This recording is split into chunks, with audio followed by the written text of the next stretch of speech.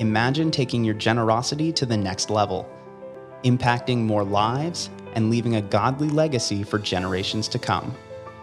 Get ideas and strategies to do just that when you listen to these personal stories from high-level kingdom champions. The Kingdom Investor Podcast showcases business leaders who have moved from success to significance, sharing how they use worldly wealth for kingdom impact. Discover how they grew in generosity, impacted more lives, and built godly legacies. You'll find motivation, inspiration, and practical steps to grow as a kingdom investor.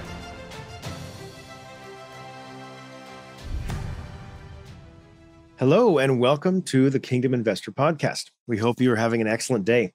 Today, we're going to get to know Daniel, our podcast host, and hear a little bit more about his story. Hey, Daniel, how are you today? I am doing so great, David. Thanks for asking. Well, here we are in the end of the summer of 2022. What has been the most interesting part of your year so far? Oh, that's a great question. So I've had several things for this year, but I think the most recent and the most exciting thing was the mission trip to Panama that we took with our church, Centerpoint Church here in Lexington, and a team of about 20 people.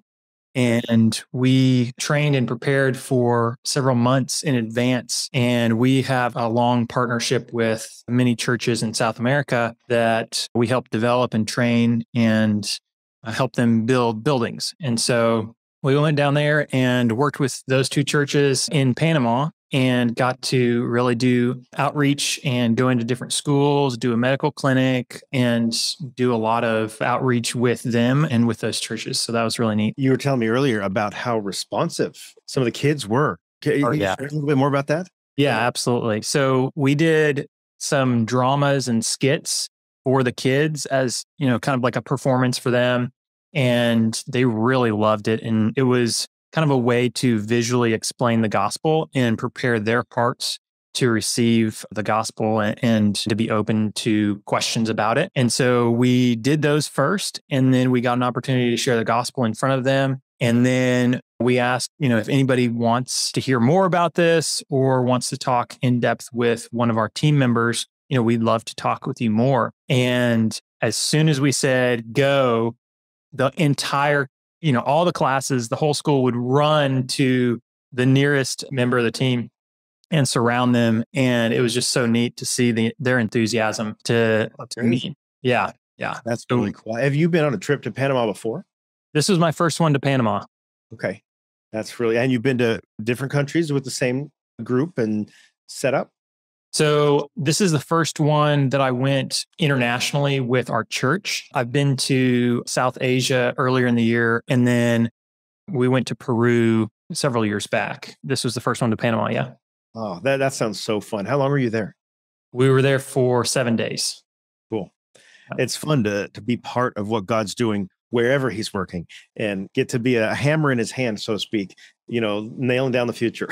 I love it. Yeah, absolutely. And I think one of the things that was most impactful for me, we got to share the gospel with about 1,000 kids and their parents. And that's really powerful. But what's even more powerful is to hear the stories from really amazing leaders that we got to meet who, have started, 70 churches or, manage 20 hope centers and feed 3,000 kids a day. And just hearing how God is working and their testimony of, hey, I was just doing, these two jobs and had a comfortable life. And then God called me and I had to obey. And when I did, then he did all of this through, the effort and the work that I said, hey, I'm going to leave this and leave my comfort and my home. And I'm going to go serve in this place that God's called me to. And just to hear the impact that they are having as kingdom leaders and faithful followers of Christ is just incredible.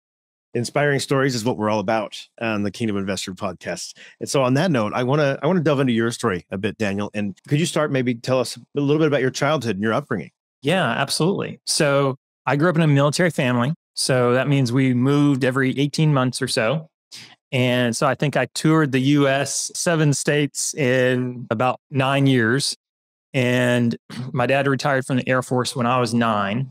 And so that brought us back to Kentucky, which is where my dad grew up. We actually went to the farm where he grew up.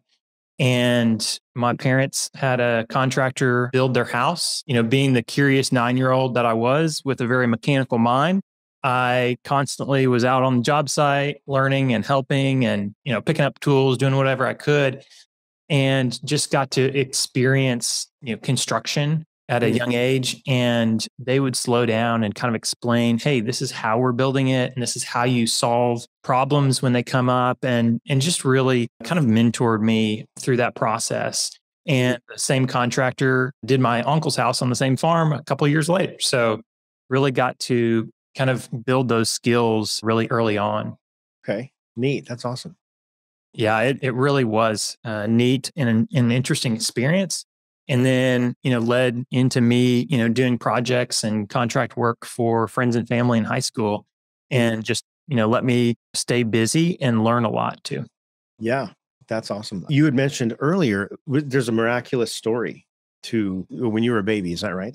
Absolutely. Yes. So my parents tell me the story. When I was a baby, my older sister wanted to help mom give me a bath. And unfortunately, our water heater was broken, like the scald guard on the water heater was broken. So she filled up the tub and, just turned on the hot. And it was hot enough that when she put me in the tub, it gave me 3rd-degree burns on about 70% of my body. Whoa. Which as an infant, I've heard is, you have a 70 or a 30% chance of survival, basically. So they rushed me to the hospital. The doctors said, it would be a miracle, if he survives, and if he doesn't spend, months in intensive care and multiple skin grafts and all that. My family and church family and our whole network of friends were all praying for me. And next day, the doctor came in and said, I don't know what happened, but you can take your son home tomorrow. What? Yeah. Not even time in the NICU, huh? Yeah. Wow. So it was just a God thing and miraculous healing, I guess. And just thinking about how God must have a really cool purpose for my life if he's doing, that big of things at that age. And I'm sure, there's a lot more stories throughout my life like that, but that was a really clear one. Phenomenal.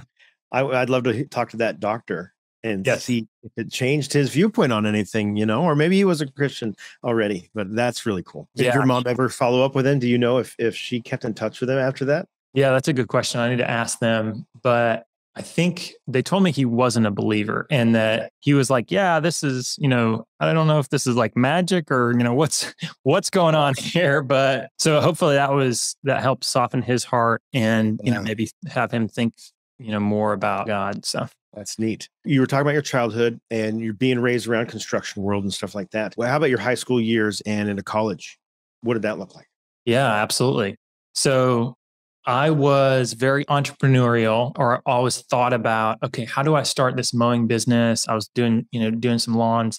How do I start, making money? How do I manage the money? And how do I add value to people? Right. And so a lot of that was just through, using my skills and construction and stuff like that. And I was really frugal. I was a big saver. So every dollar I made, I pretty much saved 90% of it. And of course, I didn't have very many expenses in high school, but I did, buy a lot of my own stuff and buy my own car and stuff like that. When I was 16, I entered a entrepreneurship contest at a local college. And they said, hey, you need to come up with a unique business concept, write a business plan, and present it before a panel of judges to compete for like this scholarship or something. And I didn't even want to go to the school, but it was just like, hey, I can be a part of this and I can, just kind of, it was a really neat opportunity. And I don't know if I was actually like, I think they had to convince them to let me in because I think it was for like, seniors or whatever,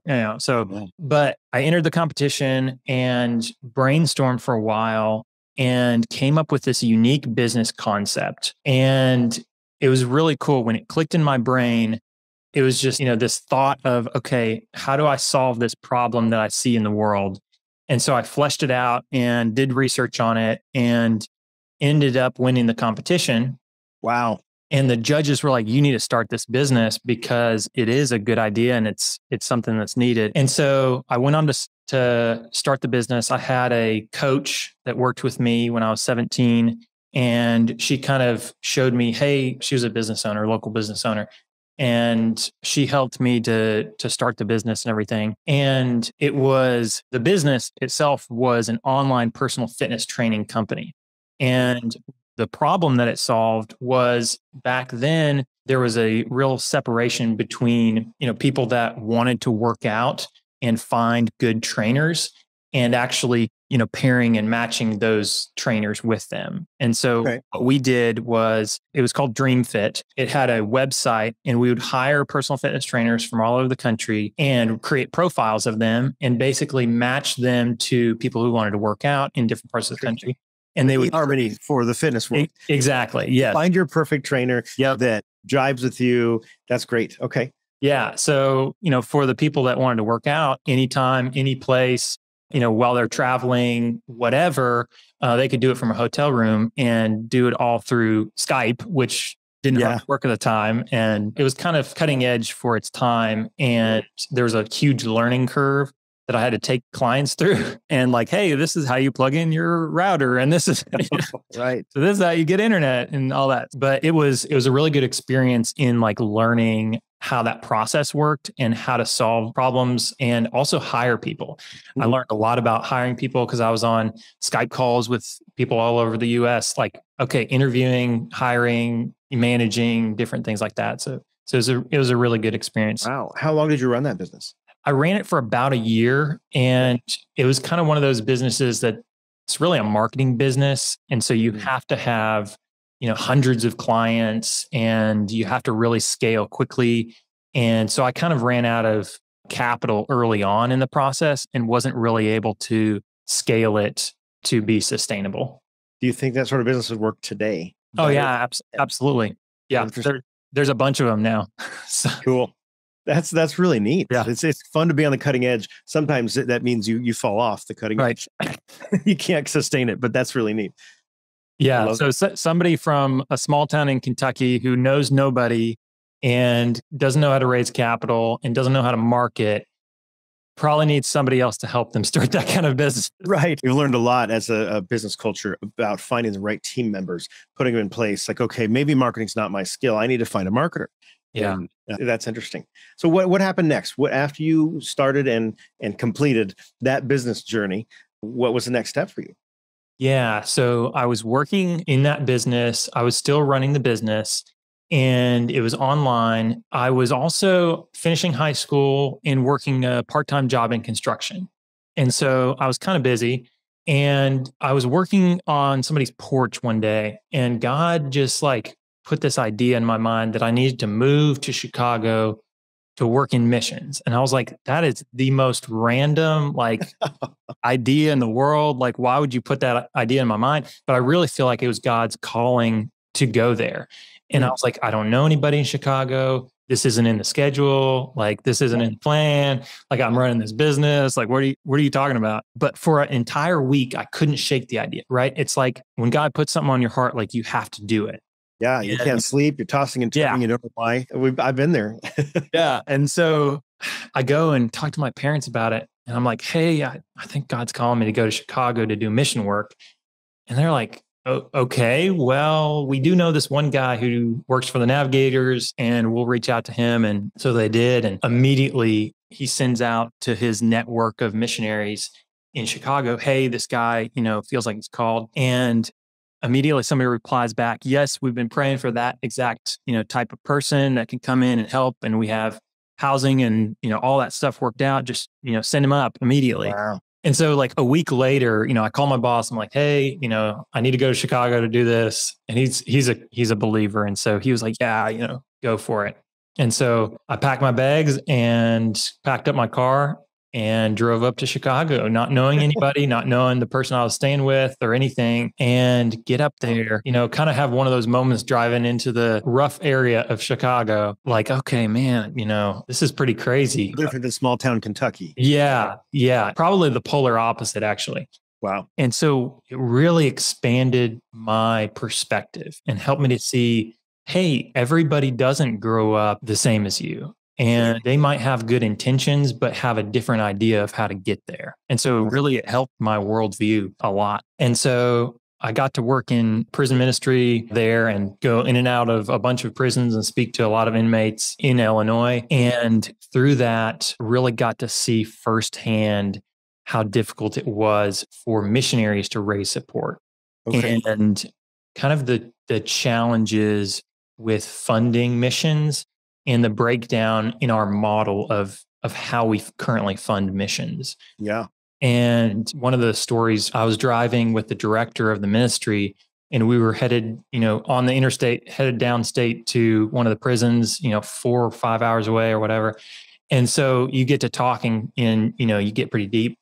And she was just sharing about how difficult it was for her to raise support and how that kept her from really achieving the vision that God had put on her heart for transforming communities and lives. And ultimately, the city of Chicago. It was so heartbreaking that I could hear here's this person who's given her life to the mission that God's called her to, and she can't even get the funding that she needs to do that. And I'm like, there's, thousands of people out there that want to support this person, but they don't have a connection. And so anyway, that really started to give me a passion for, can we create a better way by using business and investing and create a better model for funding missions and really solve that problem? Because, if you look at it, the two biggest pieces to completing the Great Commission are getting the people to the places, right? Mobilizing the people and then getting the resources or the funding. Mm-hmm. And so God's really put on my heart the funding side of it and really creating, ways to do that effectively. So that was really, I guess, the genesis story of, what I'm doing now and what God has kind of called me to. What is that you're doing right now? How does that lead to today? Let me tell a little bit more of my story. So I felt like the next, natural step when you're 17 or 18 is, you go to college, right? And so I was like, well, I don't know what degree to go for, but I'm mechanically minded. Maybe mechanical engineering is the right fit. And so I, start college, and that's what brings me to Lexington, Kentucky. I went to University of Kentucky. From Chicago to Lexington for school. Correct. Okay. Yeah. And so I, started in that program. It's a very challenging program, obviously. And so I was very focused on studying constantly.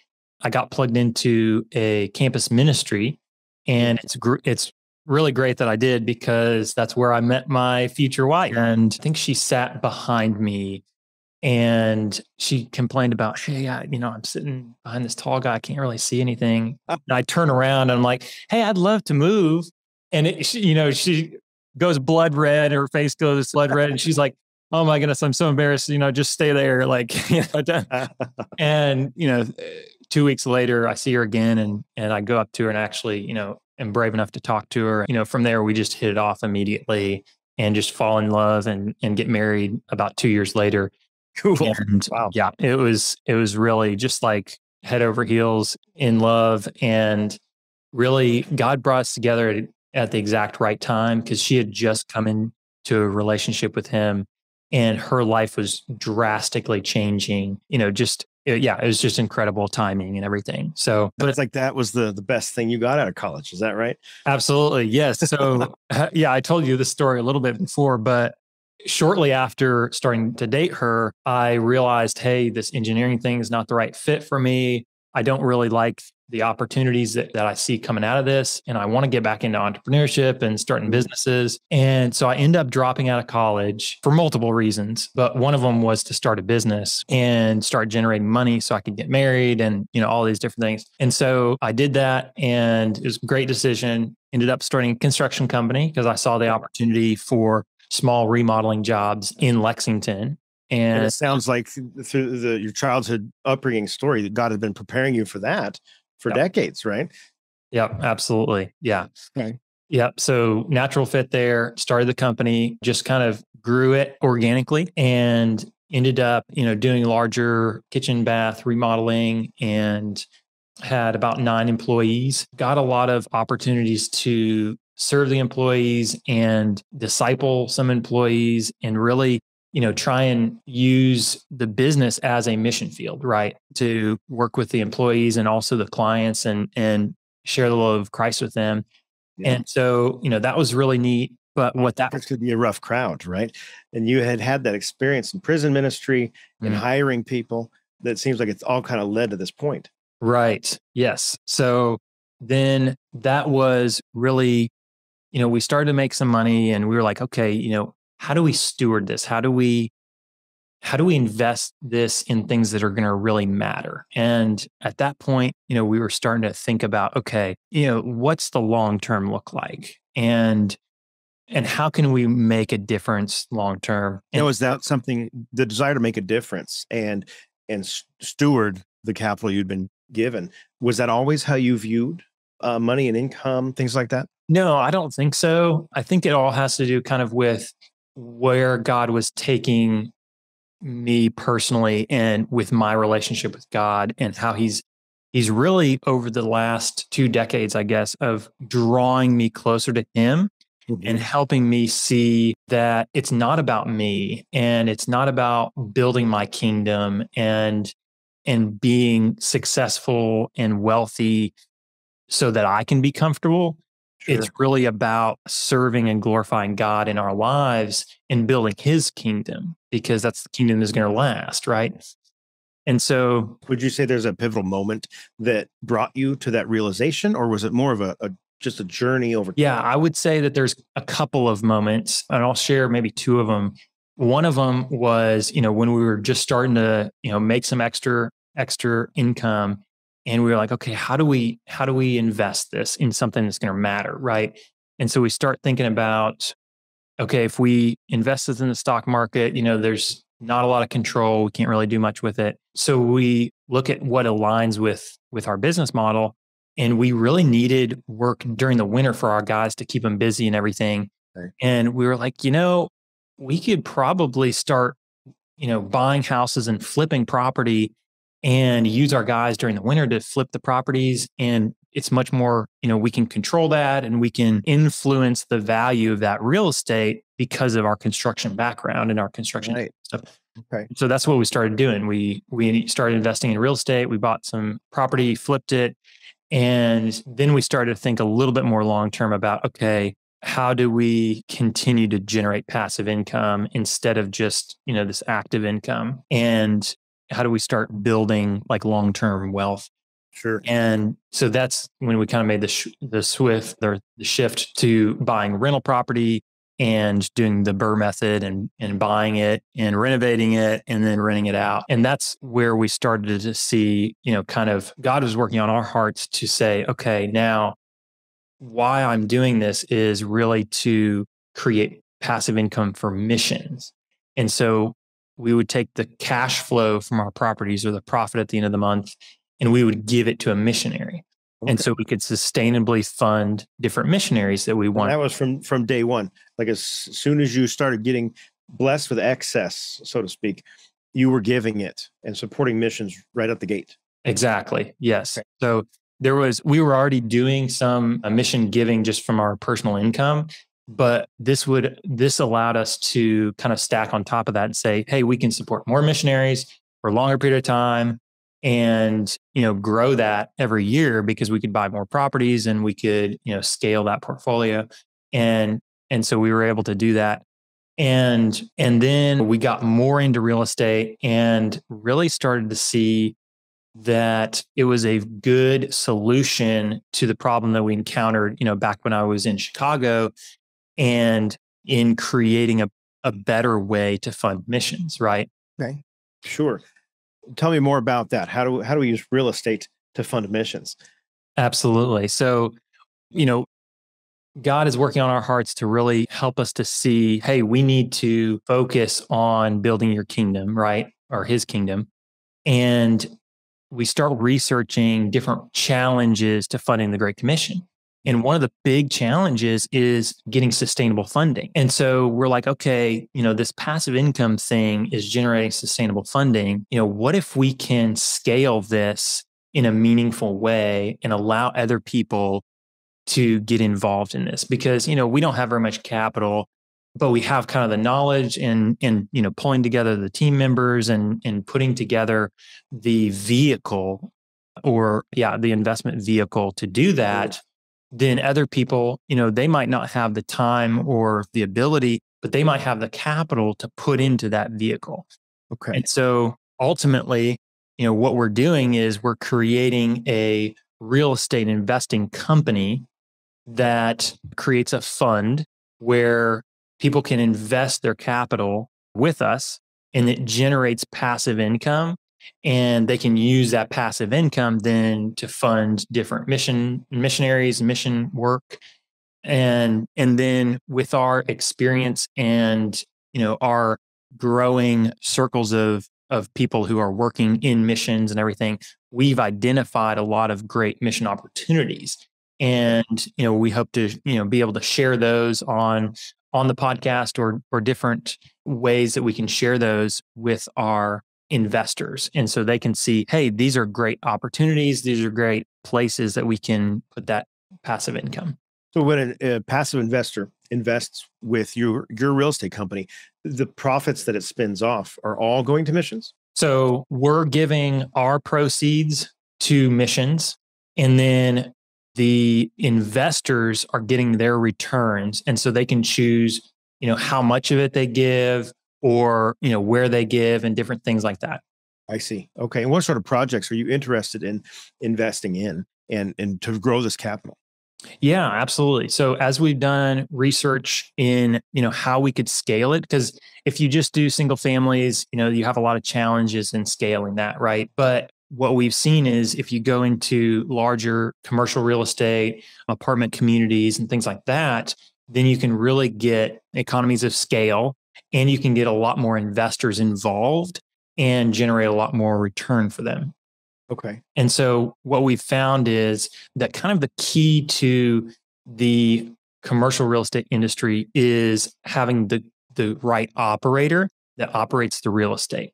Right. And that's kind of the hinge point. And so what we've done is we've gone out and kind of sought out the best operators, and we're developing relationships with them and partnering with them to really be able to identify, purchase, manage, and dispose of these real estate assets. And so they have, their teams in place. A lot of them are vertically integrated and have a system for continuously investing in large scale real estate, mainly multifamily. And these guys are Christians who really believe in impacting their tenants. Okay. They do that, in different ways through nonprofits and ministries and church partnerships. And what we found is 95% of people who live in apartments are actually unchurched. Wow. So it's a really big mission field right here in the US. And so we want to be able to support those people, those operators who are really investing and ministering to their tenants. And then, be able to provide a good return for our investors that they can then make a difference with through funding different ministry opportunities themselves. So big picture, we're talking residential sector of real estate, right? Not so much commercial, retail, land, right? Correct. And I'm hearing you correctly. You're looking for operators that are Christians themselves, and therefore investments are redemptive real estate, so to speak. Correct. There's some sort of ministry component, or at least mindset, as they enter into relationship with their residents and serving them while making a good return. Is that right? Absolutely. Yep. Awesome. Okay. And so the type of investors that invest with you, are they only Christians? Or, generally speaking, or do you think that people might just be interested in a return? You make a good return, you do it redemptively. Maybe that's not my thing, but I like a good return. Where do you see what type of investor is going to really want to be part of this? Yeah, so that's a good question. I don't think it's exclusive, but I think most of the investors that we're raising from are really people who are in line with our mission, and they're doing it because they see the opportunity to impact more lives for the gospel and really want to partner together with us to fund missions and make a difference in reaching the unreached. And so that brings up another point too, is is we found that only 1% of our missions giving is going to the 1040 window where 90% of all unreached people groups live. And so, that's called the great imbalance. And so, we've really shifted our thinking in where we're giving and with what partners we're giving to. And so that plays a role in that too. Where's the connection point between making profits and giving to missions? You're not requiring your passive investors to give. You're not pulling profit from them to give to missions, right? Correct. But it's your company, your profits as the sponsor, so to speak. You're giving to missions out of your profit. Yes. So a certain percentage or dollar amount on each deal. Yeah. So the profits from that fund, 100% of the profits are going to the mission field. 100%. So 100%. There are, of course, operating costs and things like that are within the expenses column, but all the profits are going to that. Okay. That's amazing. And so then as an investor, say, I can put in $100,000, be part of your fund, and then get my return, be excited about that, and then hear what you're giving all the other profits to, and maybe join you. Say, wow, you're giving to specific groups that are doing good work that God is clearly working through. And I can put my profits back in, or I can just reinvest, or some combination. Or you can go talk to David, who will help you figure out how to make a significant impact with your giving. That's right. Yeah. Cool. I love it. That's a really neat vision and something I really haven't heard done. Yeah. I'm really trying to network and find other people that are doing something similar. And I found a few people that are doing something sort of similar. And so we're starting to talk and see if there's a way for us to collaborate and work together. It's really neat though, because I've met some incredible people through networking and, meeting and following up and doing all this networking. And what I've found is that, we're all going for the same vision and goal, ultimately, to glorify God and make him known, right? Right. And so when you're going for the same goal and you realize, hey, we want to finish the Great Commission. Mm-hmm. And you're all on the same team. And so it's like, okay, now we're all running in the same direction. How can we help each other? And it's much more collaborative, right? And so, that's been really cool to see, different people jumping on board and helping and, giving their time and abilities and things like that to see that come to fruition. And really what's really exciting for me is that I've got to see kind of behind the curtain of what's happening in what I'm calling God's economy. Okay. And you see all these people, and I've gotten to meet a bunch of them, and we'll bring them on the show and stuff, but they're all doing really cool things for God's kingdom, different countries and in the US. It just really excites you that there are that many people that are really passionate about advancing God's kingdom. And so that's been really cool. And I want to get more people plugged into, hey, this is what's happening kind of behind the scenes. Hearing those stories inspires us to impact God's, world in the same way. And that's why we've got this podcast here, right? To bring those sorts of people on as guests, hear their stories and see, wow, how can I do something similar? Yeah. That's awesome. Yeah. What's your vision? I'm sorry, go ahead. No, you're playing right to it. So you were asking, what's my vision? So I was going to say, first of all, that what I'm realizing is that there's a lot of disunity and people don't know each other. People don't know what's going on, right?